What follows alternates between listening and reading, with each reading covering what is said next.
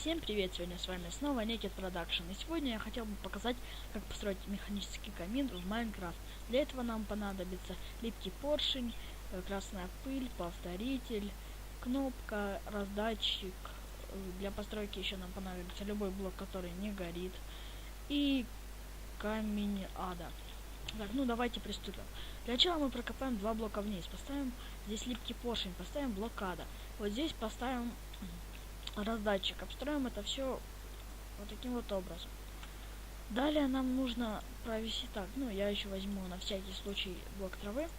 Теперь нам нужно провести отсюда редстоуном примерно до сюда.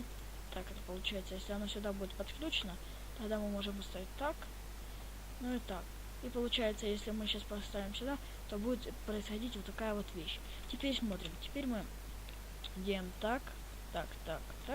Даже можно сделать так, стоп, так. И ставим вот здесь вот здесь кнопочку. Теперь нам понадобится, я лично предпочитаю брать зажигалки. Я забью сразу, полную. Так, смотрим, забиваем и смотрим. Автоматический камин готов. Проверяем работу. Щелкаем, он включается. Щелкаем, он выключается. В общем, всем спасибо. Всем пока.